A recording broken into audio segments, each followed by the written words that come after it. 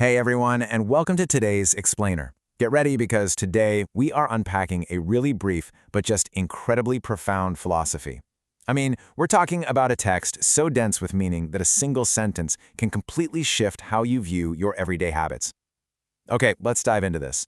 We aren't just looking at a framework that tells you to, try a little harder. No, this demands a complete reimagining of how you operate in the world. It's all about elevating a pretty simple concept into a powerful, guiding life force. So buckle up because the insights we're going to explore are absolutely designed to challenge you, empower you, and ultimately liberate you. Discipline is godlike. Let that sink in for just a second. We usually talk about discipline as this massive chore, right? Like a blaring alarm clock at 5 a.m. or some grueling task you literally have to drag yourself through. But the source text opens with this massive, bold hook. It takes discipline and elevates it from a boring productivity hack to something supreme, something omnipotent. By calling it godlike, the author is basically saying that discipline is an ultimate sovereign power. It dictates your outcomes, it literally shapes your reality, and honestly, it demands reverence. It's not just another tool in your toolbox, it is the fundamental force governing a well-lived life. Which brings us to our first major shift in perspective. Section 1, the ultimate disciple, reimagining whom we follow. Now, what's really interesting about this slide is how it redefines our identity in this whole process. Think about it. A disciple is traditionally someone who dedicates their entire life to a master, right? Or maybe a higher calling. Well, by becoming a disciple of discipline, you are actively choosing to subordinate your momentary whims, those fleeting bursts of motivation and your natural desire for comfort, to this much higher principle. You're basically making a vow that says, hey, when my feelings are screaming at me to stop, my devotion to this master tells me to keep going. It completely turns us into dedicated followers of our own absolute highest standards. The author gives us this exact, intense command. If at all you want to become a disciple of anything in life, become the disciple of discipline. Seriously, I want you to ask yourself right now, what currently holds your devotion? Are you a disciple of convenience? Maybe a disciple of scrolling through social media trends? Or the path of least resistance? Because the reality is we're all following something. The text is challenging us to consciously choose our master.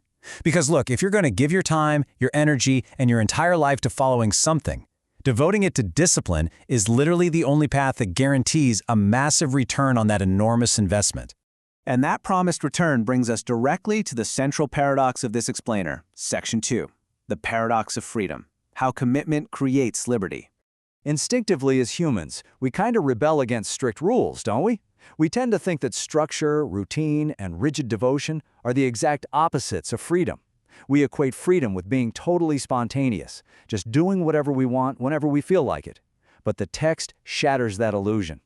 And this brilliantly illustrates the exact cause and effect equation the text provides for achieving actual freedom. Step 1. Commit to discipline long enough. This requires duration. It's a real test of endurance. But if you pass that test, it leads directly to Step 2. It confers you with true freedom. That word confers is absolutely vital here. It means freedom is bestowed upon you as a direct reward, kind of like earning a degree or a title, granted by the master you've been serving. It's an undeniable transaction. The chains of your daily commitment literally forge the key to your ultimate liberty. But we have to ask, what exactly does the text mean by true freedom? Well, here's the definition. It's living a quality life without compromise. It is absolutely not the freedom to just be lazy on the couch. No. It's the freedom from the consequences of laziness. Think about it. It's the financial freedom that comes from disciplined saving, the physical freedom you get from disciplined health habits. It's the mental freedom of knowing you've actually lived up to your potential. Living a quality life without compromise means you never, ever have to settle for less than you are capable of, simply because you lacked the willpower to achieve it. However, and the source material makes this super clear, this state of uncompromised living isn't just a one-and-done achievement. You don't just magically cross a finish line and permanently unlock this freedom forever. Nope. This kind of freedom is worth striving for every single day. It requires constant maintenance. It's basically a daily renewal of your vows as a disciple. Every single morning when you wake up, the contract resets and you have to prove your devotion to the practice all over again.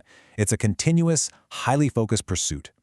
Let's move to and see how this builds into our final reality check. Section 3, Choosing Your Pain, the Inevitable Crossroads. Make no mistake, this path is definitely not easy, and the text certainly doesn't pretend that it is. It acknowledges a pretty harsh, universal truth. Pain is coming no matter what you do. You're basically standing at a crossroads right now between two very distinct types of pain. On the left, we have the pain of having discipline. You know this one, the early alarm, the sweat, saying no to immediate gratification, the mental friction of just doing the hard work. But your other option, on the right, is the pain of regret, that heavy, hollow ache of knowing you could have been more, you could have done more, and lived a much better quality of life, but you chose comfort instead. You literally cannot avoid pain in life. You can only choose your flavor. So, the crucial point is perfectly summarized in this really unvarnished conclusion from the author. The pain of having discipline is way better than the pain of regret. It's just a fundamental calculation of weights and measures. Think of it this way. The pain of discipline weighs ounces, right? It's temporary, it's acute, but it builds you up and eventually metabolizes into pride and freedom. The pain of regret, though, that weighs tons. It is chronic, it feels eternal, and it just slowly breaks down your spirit over a lifetime. When you put them on the scale and weigh them against each other, the choice becomes incredibly clear. And so, we're wrapping up today's explainer with a direct, pretty provocative challenge aimed right at you. The text has laid out this sovereign path. It's shown us that discipline is absolutely a master worthy of devotion, that commitment actually buys you uncompromised freedom, and that in the very end, life simply asks you to pick your suffering. So knowing all of this, taking a hard look at your own daily habits and the goals you've set for yourself, which pain will you choose today? Thank you so much for exploring this material with us. Keep striving, and I highly encourage you to carry this question with you as you tackle the rest of your day.